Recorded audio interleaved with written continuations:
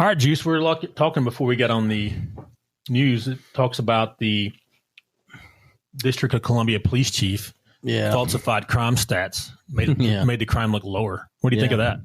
Scumbag. So that helps them get more money and stuff, right? Yeah, it does. But the bad thing is when you look at the FBI crime reports and stuff, not all agencies in the U.S. are not required to report crimes. Right. So it's skewed. Mm-hmm. And you don't have to report it accurately either. Is that where the DC gets their, the feds get their information from the local police, right? Yeah. So, yeah, you have to report it. So you said you'd never seen the movie or the show, The Wire, which takes place in Baltimore. It was on for a lot of years. Yeah, I didn't see it. It shows the progress of wiretapping, right? They tapped the home phones, and they got into the drug dealers started using pay phones. They got into that, and then the cell phone thing. So it was pretty interesting how they progressed through that. But one thing they always did up there, the chief of police in Baltimore, they said this is true, would always focus on crime stats and lower the crime stats because they're trying to keep their job and all that. Of course. And the mayor was getting elected and all those things. So you got to make it look good for the constituents. Right. But it was terrible. There was one DC police, one of the Baltimore police chiefs in the show. He isolated an area in the city, said you can do all the drugs you want here, just don't leave this area. Yeah. And crime went way down. Yeah, imagine that. But it's still, you had children dying in there and stuff like that. But it was pretty rough. And then we got another one here. Milwaukee Judge Duggan on trial for obstructing ice. Yeah. What'd she do? Is she the one that hid the... Yeah. She's the one that helped the illegal alien get out while she occupied the ICE agents in the courthouse. Okay. She's in trouble. Good. She should be. Right. I hope she sees the inside of a cell, too. Talking about crime, we got some today that I get asked to do a lot. Oh. We're going to talk about recording conversations, placing hidden cameras, placing bugs, all party versus one party. What do you think of all that? Some people tread a very thin line with stuff. Yeah. We get asked about it all the time. I got asked the other day, hey, can we hide a voice recorder in my wife's car? Well, he's not there, right? What do you think? Absolutely not. It's eavesdropping, right? It says eavesdrop. This is Alabama. To overhear, record, amplify, or transmit any part of a private communication of others without the consent of at least one of the persons engaged in the communication, except as otherwise provided by law. So, yes, if you're a police officer with a warrant and approval from a judge, correct. Yes, you can do all these things. But it's not like it happens every day. No. Because you're really getting into people's... No. Whoever's asking you to do it, they have to be one of the people, and they have to be present. Mm-hmm. And it's still a little gray whether you can record it or they have to record it. Mm-hmm. But if they're present and they're engaged in the conversation, I think you can sit there and record it because they're there. You have to be part of it, though. Yeah. Like if I was recording me and you, and I don't want you to know about it, but I was going to record the conversation. Yeah. Then we're good in Alabama. Yeah. One person has to know, but they have to be in that conversation. There's a few states, I don't have them pulled up, where you have to, it's a all-party state, they call it, where you have to say, hey, I'm going to record this conversation. Oh, yeah. And I think Florida is one of them. I can't remember. But I think Florida is one of them. We're in Alabama, so it's not that way. And then you get into, I'm going to keep clicking here, you get offensive against public order and safety, and this is criminal eavesdropping. A person commits the crime of criminal eavesdropping if he intentionally uses any device to eavesdrop, whether or not he is present at the time. It's kind of the same thing, right? Yeah. People say, I want to put a recorder in my car. I want to leave a recorder in my bedroom while I'm gone, and my wife is there, her husband's there. You can do it, but it's not going to be used in court. Yeah, you can't use it. On the civil side, you're probably not going to get arrested for it. No. But you're going to waste all that time. You can have all the evidence you want. It's called fruit of the poisonous tree. Yep. And it'll never count. Never count. And I'm not going to do it because I could get my license pulled, but oh yeah, I'm not going to do it. And people they ask me all the time, and they always go, well, nobody's going to find out about it. Oh yeah. Come on. Yeah, they will. So how'd you get this evidence is one of the big questions you get asked. Right? Yeah. And you have to disclose. Mm-hmm. You have to get it legally. Here's criminal surveillance. I thought this one was interesting. A person commits the crime of criminal surveillance if he intentionally engages in surveillance while trespassing in a private place. It's a Class B misdemeanor. Huh. I we have to study that one a lot, where we are when we're recording video, taking pictures, right? You can't walk up in somebody's yard and record video through the window. Then you get into peeping Tom stuff. They can really burn you with that if they want it. There's those cases that I worked that the truck was parked on the main road, public road, and I recorded and walked in and started talking to people. That you're legal. Where's that now? What? Remember that adultery case? Whether they lived there together or not? Did you knock on the door? No, he was standing outside. Oh, that's right. I remember parked now. and walked right up and started talking. Oh, I remember now. You were dressed like you were the cable guy. Yeah, Larry the cable guy. That's right. I remember that one now. But yeah, he was. You didn't. No, you didn't do it surreptitiously. Nope. You just talked to him. So, and that one worked out in the favor of our client because he was paying a boatload of alimony. Yes, keyword was right. And we could never, because of the way the highway was arranged, of how that house was, very difficult to do stationary surveillance. So, all right. And we got another one here. Still, we're in offensive against public order and safety. Aggravated criminal surveillance. Ooh, aggravated. All right. It says a person commits the crime of aggravated criminal surveillance if he or she intentionally engages in surveillance of an individual in any place where the individual being observed has a reasonable expectation of privacy without the prior express or implied consent of the individual being observed for the purpose of sexual gratification. We're getting into weirdo stuff here. Yeah. This is the bathroom cameras and all that. Yeah. Where they find those. And it's just gross. Yeah. That's another mental health issue. We're getting into rapists and stuff like that here. But it happens. We've seen it in Alabama. So we had a case where a guy his wife was cheating on him. She was cheating on him with a guy that was under indictment for recording upskirts of girls at Buc-ee's. He had a hidden camera on the top of his shoe and would walk around. Yeah, I remember this one. And he was in trouble. I don't know if he pled out or what happened there, but he was in trouble. The problem with him, some of the girls were like 12. Big time problem. Any of it's problematic, but it makes it worse. There, if it's a kid. Yeah. But she was going out with him. Like she was cheating on her husband with this guy, and it was gross. But anyway, that's what we call aggravated criminal surveillance. Let's go to another one, Juice. Installing an eavesdropping device. Here we go.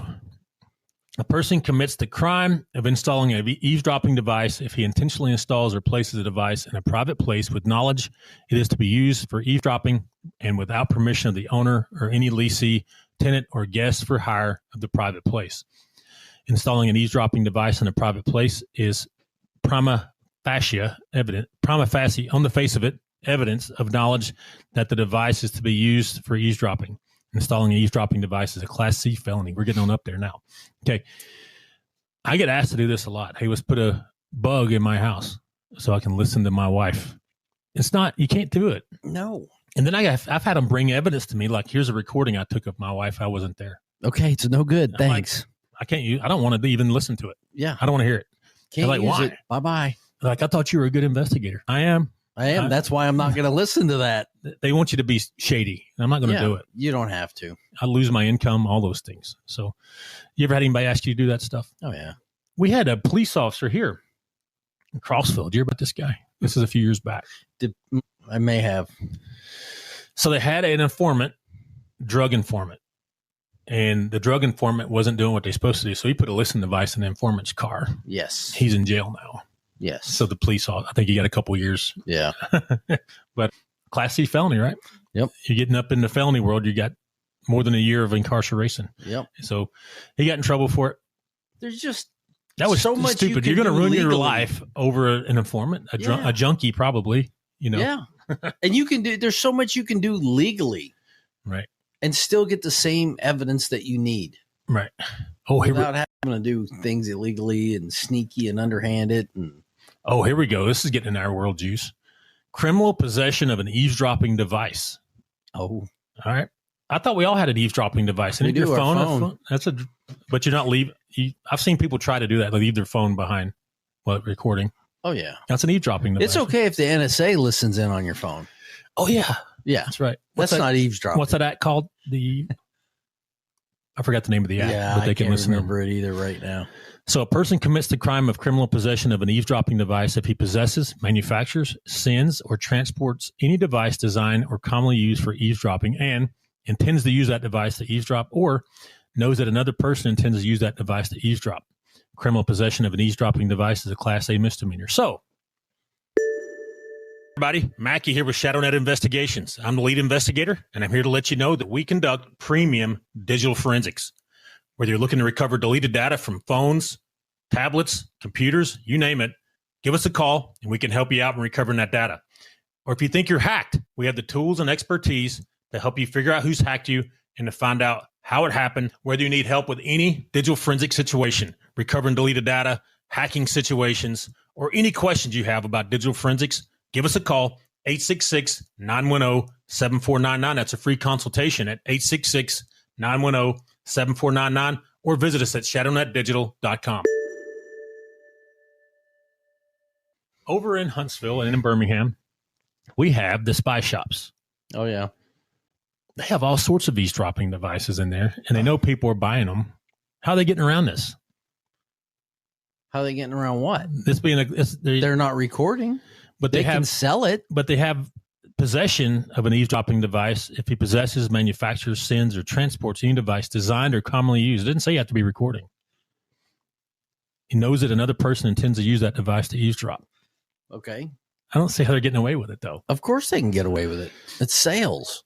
Yeah, but it goes against this law right here. Yeah, but the guy didn't come in and say, I'm going to use this for ill-gotten gains. He just said, oh, I just want to record the birds that are in my birdhouse I built. Okay. I've heard that one, too. I want to watch the squirrels. Or yeah. Whatever.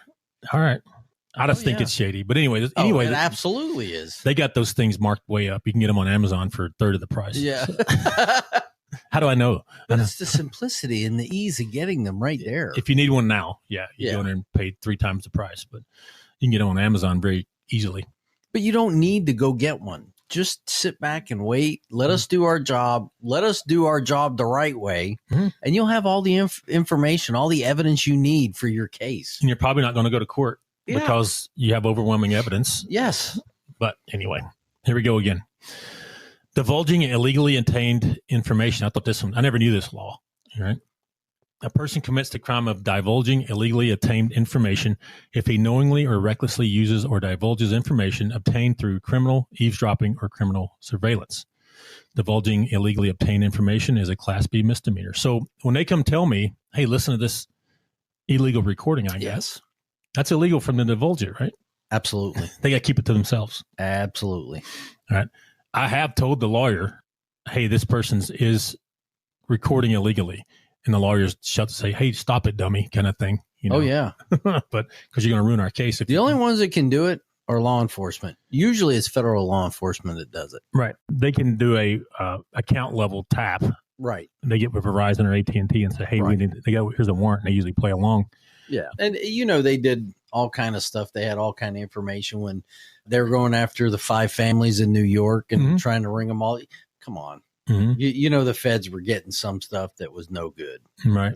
But they used it anyway. Right. But they had a warrant to do it, right? Of course they did. Right. All right. Let's look at this next one. Defenses to prosecutions under this article. A person does not commit a crime under this article if he was a peace officer engaged in the lawful performance of his duties. Okay.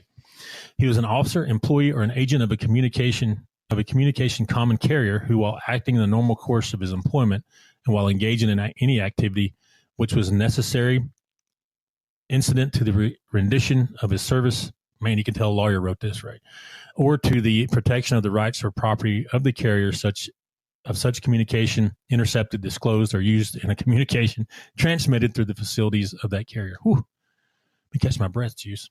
He relies in good faith on a lawful court order or legislative authorization.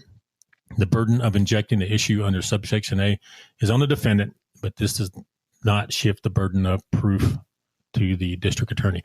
Okay. Yeah, there's some ways that you can get around it, but they're not doing it criminally. They're not here to, they're fixing phones and cameras and all those kind of things. Right. I get asked to put a camera in the bedrooms sometimes. So either if it's a man or a woman, they have a reasonable expectation of privacy in Correct. that area where they're changing clothes, exposing their skin, all those things. Correct. You can get in big trouble for that. Oh, absolutely. And of course I don't do that, but I've been brought evidence where they placed a camera in a bathroom. I'm Yes. like, you can't. This is not. I know it's your wife and it's your house, but man, you can put it in the common areas like living room. Yeah, but you can't put it in an area like the bathroom, the bedroom, changing areas they call it. Yeah. And I don't know. People are crazy, dude. But they get those stupid. I hate to say it. Those clocks with the little mini cam in them, and they set those up and they record all that stuff, or the wall clock or the smoke detector, and they record all kind of stuff, and they think, "Ooh, I got him now," or "I got her now." No, you don't. Right. Guess what the next article is in this? Doxing. Let's do about doxing a little bit. Okay. Law enforcement, let's see. For the purpose of this section, the following terms have the following meaning. So they get into firefighter, governmental function, law enforcement officer. I'm not getting into that. And they talk about personally identifying information. All right. Photographs or information of the victim's children, including schools they attend, is doxing. All right. Giving out a home address is doxing. Any other information that would enable a victim to be harassed, threatened, or harmed is doxing. Okay. So you have to reveal it in a public manner so everybody can see it. So we get at people's address and stuff, but it's kept within the case, confines of a case. Yeah, absolutely. And we sometimes have to drive there to get the address. We're not like pulling it off of a classified place. And Yeah. An individual commits the crime of doxing if he or she does either of the following: intentionally electronically publishes, posts, or provides personal identifying information of another individual with the intent that others will use that information to harass or harm that individual. And the other individual is actually harassed or harmed. So they have to actually carry it out. Right. Number 2, intentionally electronically publish, post, or provides identifying information of a law enforcement officer, firefighter, or public servant with the intent that others will use that information to harass, harm, or impede the duties of that law enforcement officer, firefighter, or public servant. And the law enforcement, these people are actually harassed, harmed, or impeded. Okay.